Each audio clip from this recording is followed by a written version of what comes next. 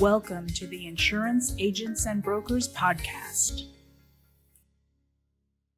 Hello, my name is Megan Fioretta, and I am the brand manager here at IA&B. This is the audio version of the Coverage Corner column from the August 2024 Primary Agent magazine.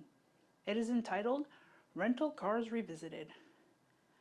I continue to believe the number one insurance myth is the belief by the public and far too many industry practitioners that insurance is a commodity that is differentiated only by price. This premise permeates industry advertising, so it's drilled into the consumer's heads daily.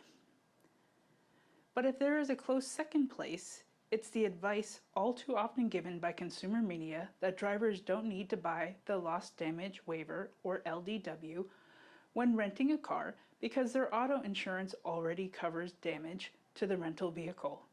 Well, first of all, there are auto policies that don't cover the use of non-owned vehicles or that have somewhat lesser limitations, like the use of non-owned pickup trucks or non-owned autos on business.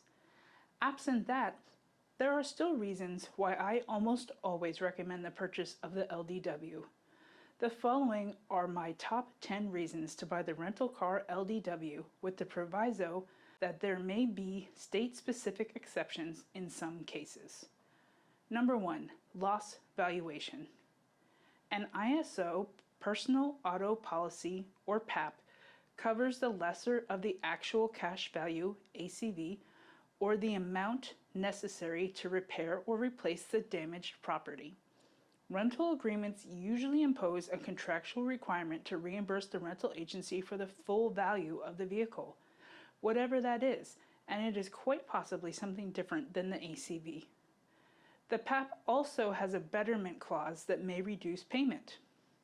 Number 2, loss settlement. The PAP grants the insurer the right to inspect and appraise the damaged property before its repair or disposal. That doesn't always happen. Number 3, loss payment. The rental company isn't always obligated to wait on payment from the insurer. They may insist on immediately charging the customer's credit card and max it out while the insured is traveling, impacting other travel expenses. 4, LDW versus insurance. The PAP may have exclusions not found on the LDW, and on the other hand, the PAP may cover losses excluded by the LDW. This is why having insurance and buying the LDW is a more complete belt and suspenders approach to risk managing the exposure. Number 5, indirect losses. The PAP may have no or limited coverage for loss of rental income to the rental agency, or the adjuster and rental agency may disagree on how this is calculated. Most important is the fact that most, but not all, auto insurers exclude charges for diminished value that can amount to thousands of dollars. I'm personally aware of numerous such uninsured charges ranging from $2,500 to $7,500. And I've even heard of others up to $15,000. 6, administrative expenses. The PAP may not cover incidental expenses like towing, storage, appraisal, adjustment expenses, etc. 7, other insurance. I'm aware of 3 instances where insurers denied claims involving damage to rental or loaner vehicles because of the carrier's interpretations of other insurance clauses. I wrote about this in my October 2023 Primary Agent article entitled Coverage Gaps for Non-Owned Vehicles. You can find it at issuu.com/primaryagent. That's issuu.com/primary_agent. 8, excluded vehicles and territories. The PAP may exclude damage to certain vehicles like motorcycles and motorhomes or limit coverage to vehicles like trailers. Non-ISO PAPs can be very restrictive, especially in the non-standard auto marketplace. In addition, keep in mind that PAPs have limited territorial coverage. 9, excluded uses and drivers.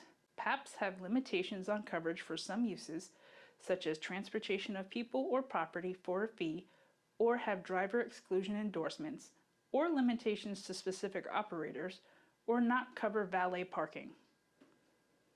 10, additional or future costs.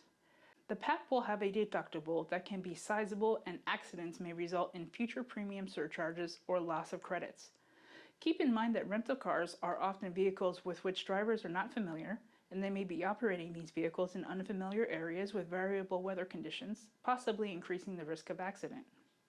So, should consumers purchase the LDW? While there may be state-specific exceptions, it is almost always advisable from a belt and suspenders risk management approach to buy the LDW, if only for the peace of mind it provides. Tune in for my October article when we talk about the fascinating insurance issues involving toilets. Written by Bill Wilson, CPCU, ARM, AIM, AAM. He is the founder and CEO of InsuranceCommentary.com and the author of 6 books, including When Worlds Collide, Resolving Insurance Coverage and Claims Disputes. He can be reached at bill@insurancecommentary.com or found hanging out on LinkedIn. If you'd like to learn more about personal auto exposures, please visit iab4me.com/education for a listing of our upcoming live CE webinars. Thank you for listening. Insurance Agents and Brokers is the premier resource and champion for independent insurance agencies in Pennsylvania, Maryland, and Delaware. For more information, visit iab4me.com.